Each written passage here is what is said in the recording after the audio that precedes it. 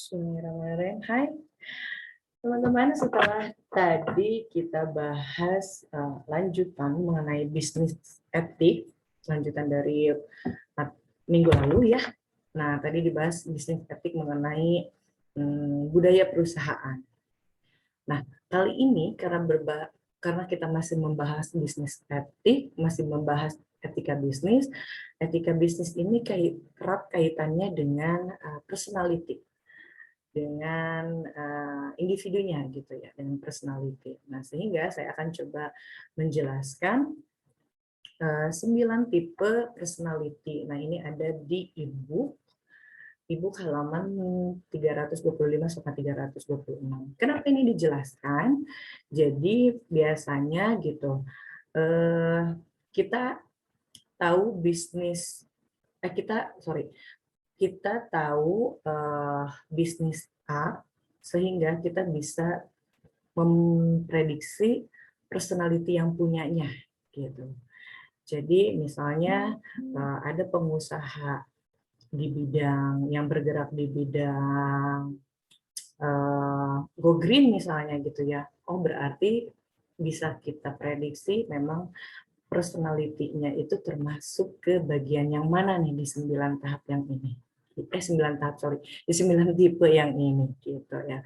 Oke, kita mulai kita mulai bahas. Yang pertama adalah the improver. Nah, the improver ini artinya individu yang memang secara spontan dia itu senang memperbaiki sesuatu atau selalu ingin memberikan yang terbaik untuk dunia atau untuk bumi ini ya, untuk bumi ini. Jadi dia memang tipe pengusaha yang konsen ke alam atau go green gitu, pengusaha-pengusaha yang go green. Contohnya mungkin teman-teman ada yang sudah tahu, ada pengusaha di Bali yang dia membuat kantong plastik dari ubi. Gitu. Tujuannya apa? Tujuannya supaya bisa cepat diurai. Atau ada juga sekarang itu ada kosmetik-kosmetik yang memang dari herbal, misalnya temulawak. Bisa jadi foundernya itu, pemiliknya itu memang dia tipe the improver gitu, karena ingin memberikan yang terbaik untuk bumi ini. Gitu. Kemudian yang selanjutnya adalah the advisor. Nah, the advisor ini dari pengertiannya saja teman-teman sudah bisa tahu ya, dia itu individu yang memang senang memberikan arahan atau memberikan advice gitu ya. Sehingga kalau berbicara bisnis pasti usaha yang dijalankan bisa di bidang jasa seperti konsultan ataupun wedding planner dan sebagainya.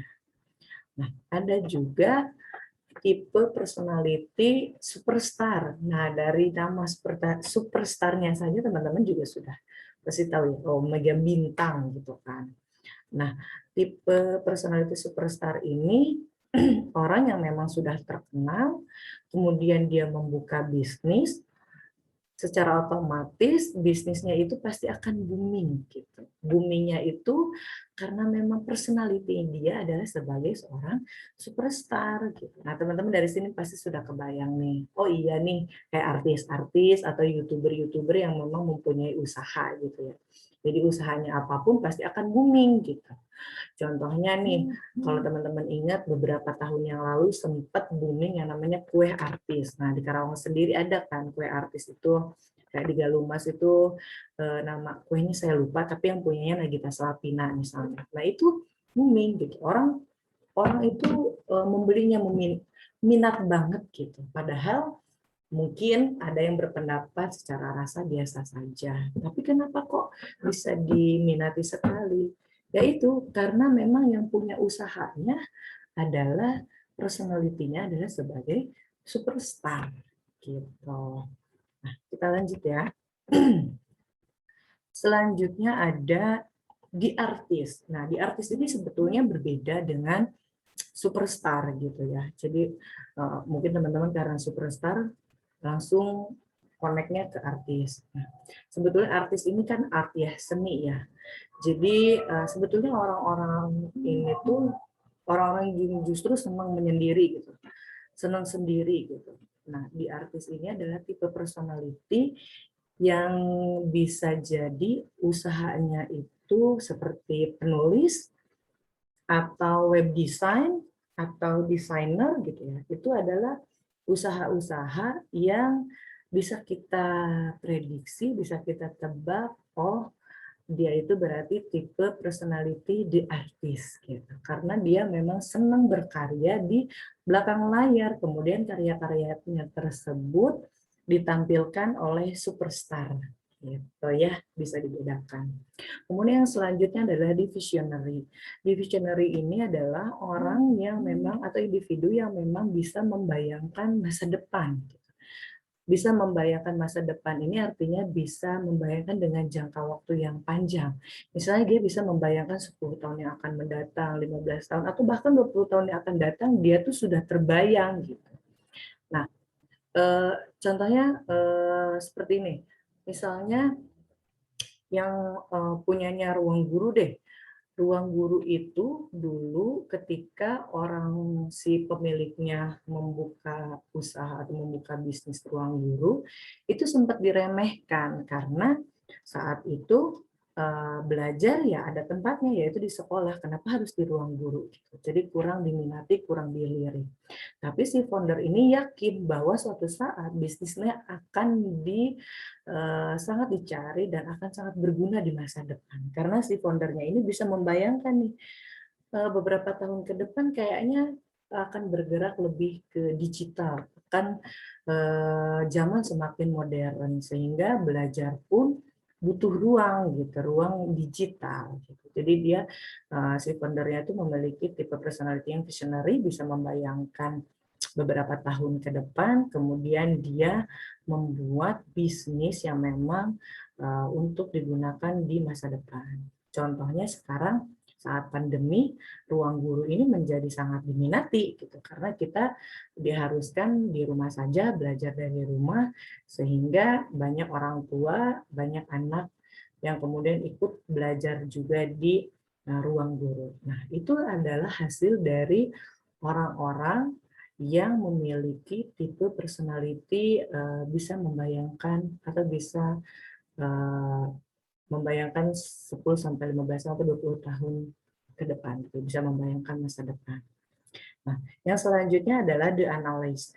The analyst ini adalah memang individu yang senang dengan data gitu ya, atau sedang dengan mengurai data karena dia senang hitung-hitung, mungkin senang yang by data, senang mengurai data, bisa jadi bisnisnya itu di bidang riset atau auditor atau bisnis-bisnis misalnya yang ngukur rating TV gitu, itu kan disebut usaha juga gitu. Nah, memang dibutuhkan kan ternyata gitu. Kemudian yang selanjutnya adalah baru 6. Nah, yang selanjutnya adalah fireball. Fireball itu apa ya? Fireball.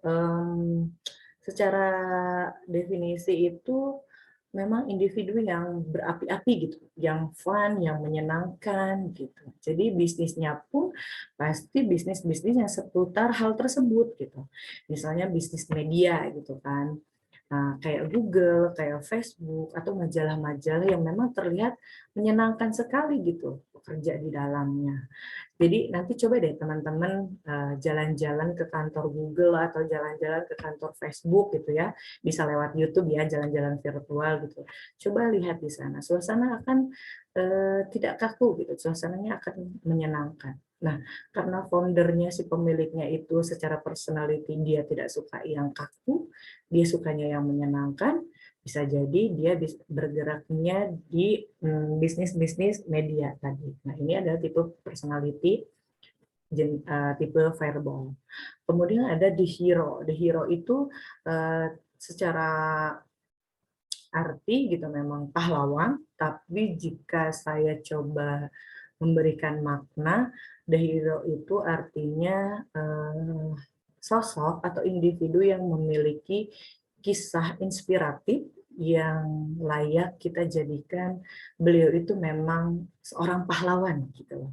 Jadi personality-nya itu adalah pahlawan dengan makna saat ini gitu ya, bukan pahlawan ketika zaman penjajahan, bukan, tapi pahlawan saat ini. Contohnya adalah Bob Sadino gitu. Beliau kan memiliki kisah-kisah inspiratif. Kemudian beliau juga membuka usaha, misal kalau saya nggak lupa ingat usahanya di usaha perkebunan, peternakan atau supermarket. Nah, Bob Sadino ini adalah tipe personality hero gitu. Karena kita ini semua gitu menjadikan sosok Bob Sadino ini adalah sosok pahlawan. Kemudian yang terakhir adalah The Healer. The Healer ini memang secara arti sama ya kayak hero, artinya adalah pahlawan, healer itu artinya uh, penyembuh gitu. Tapi kalau kita maknakan, kalau saya kasih makna arti ini adalah orang-orang yang memang senang berkegiatan sosial gitu. Jadi bisnis-bisnisnya pasti berkegiatan, bisnis-bisnisnya pasti berkaitan dengan kegiatan sosial. Bisa dengan memberdayakan masyarakat di lingkungannya, contohnya pengusaha boneka di Cikampek misalnya, dia berbisnis tapi tetap berusaha untuk bisa memberdayakan lingkungannya. Gitu. So, the important thing is do what you can with all you have where you are. Jadi pada dasarnya, kalau kita bahas bisnis, bahas kode etik, pasti berkaitan dan tetap ngomongin soal personal.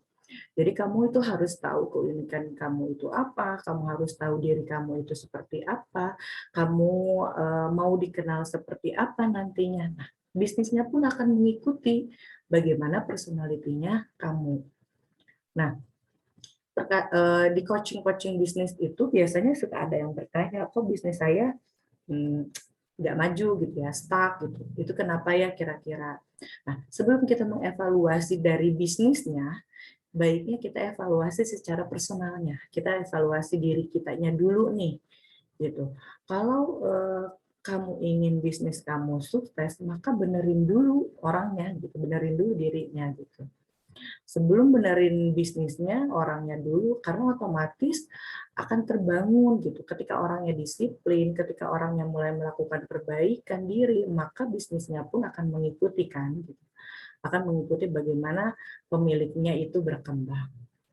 Gitu teman-teman, semoga 9 tipe personality yang berkaitan atau yang bisa mencerminkan usahanya ini bisa teman-teman sedikit paham gitu ya, mudah-mudahan tidak sedikit pahamnya bisa dipahami gitu.